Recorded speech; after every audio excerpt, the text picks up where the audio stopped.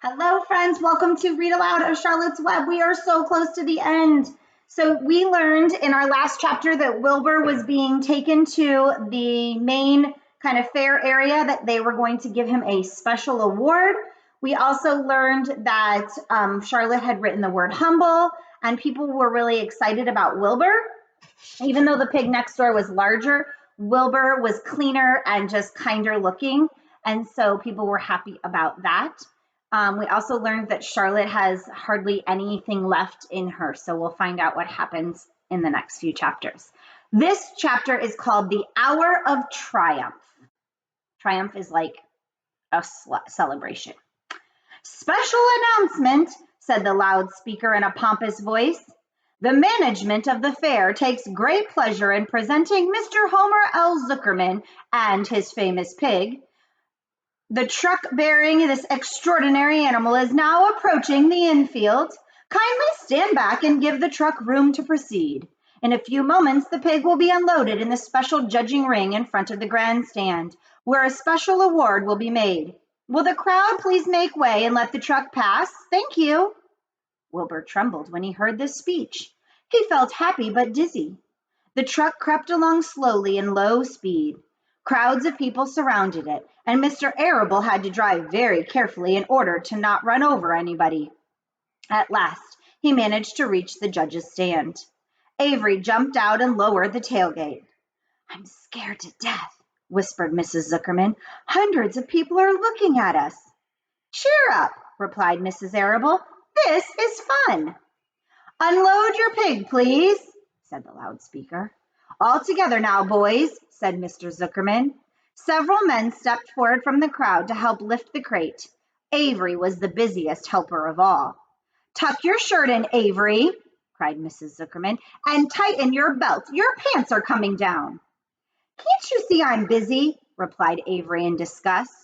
Look, cried Fern, pointing. There's Henry. Don't shout, Fern, said her mother, and don't point. Can't I please have some money? Asked Fern. Henry invited me to go on the Ferris wheel again, only I don't think he has any money left. He ran out of money. Mrs. Arable opened her handbag. Here, she said. Here is 40 cents. Now don't get lost and be back at our regular meeting place by the pig pen very soon.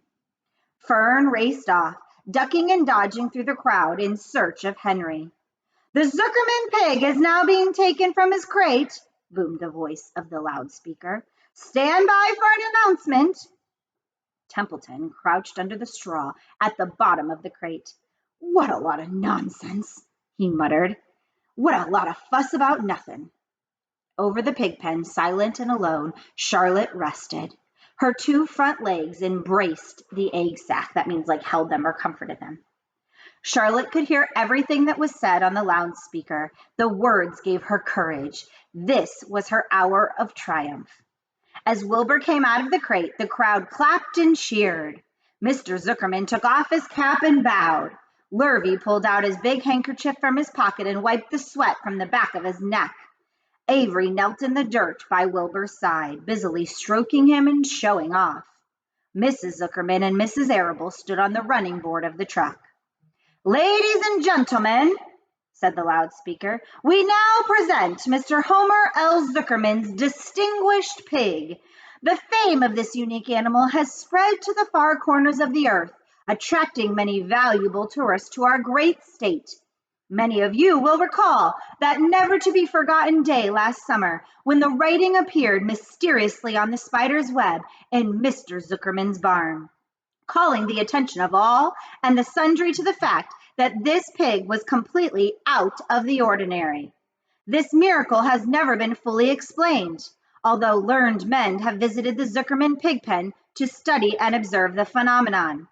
In the last analysis, we simply know that we are dealing with supernatural forces here, and we should all feel proud and grateful. In the words of the spider's web, ladies and gentlemen, this is some pig. Wilbur blushed. He stood perfectly still and tried to look his best. This magnificent animal, continued the loudspeaker, is truly terrific. Look at him, ladies and gentlemen. Note the smoothness and whiteness of the coat. Observe the spotless skin, the healthy pink glow of ears and snout. It's the buttermilk, whispered Mrs. Arable to Mrs. Zuckerman. Note the general radiance of this animal. Then remember the day when the word radiant appeared clearly on the web. Whence came this mystery writing? Not from the spider. We can rest assured of that. Spiders are very clever at weaving their webs, but needless to say, spiders cannot write. Oh, they can't, can they? Murmured Charlotte to herself. Ladies and gentlemen, continued the loudspeaker, I must not take any more of your valuable time. On behalf of the governors of the fair, I have the honor of awarding a special prize of $25 to Mr. Zuckerman, together with a handsome bronze medal suitably engraved in token of our appreciation of the part played by this pig, this radiant, this terrific, this humble pig, in attracting so many visitors to our great county fair. Wilbur had been feeling dizzier and dizzier through this long complimentary speech. When he heard the crowd begin to cheer and clap again, he suddenly fainted away. His legs collapsed, his mind went blank, and he fell to the ground, unconscious. What's wrong? Asked the loudspeaker. What's going on, Zuckerman? What's the trouble with your pig? Avery was kneeling by Wilbur's head, stroking him. Mrs. Zuckerman was dancing about, fanning him with his cap. He's all right, cried Mr. Zuckerman. He gets these spells. He's modest and can't stand the praise. Well, we can't give a prize to a dead pig, said the loudspeaker. It's never been done. He isn't dead, hollered Zuckerman. He's fainted. He gets embarrassed easily. Run for some water, Lurvy. Lurvy sprang from the judge's ring and disappeared. Templeton poked his head from the straw. He noticed that the end of Wilbur's tail was within reach. Templeton grinned. I'll tend to this, he chuckled. He took Wilbur's tail in his mouth and bit it, just as hard as he could bite.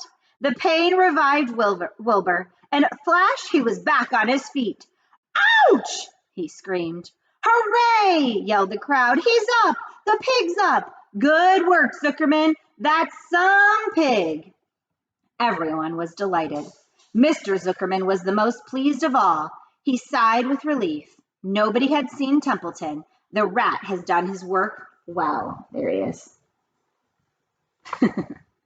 And now, one of the judges climbed into the ring with the prizes.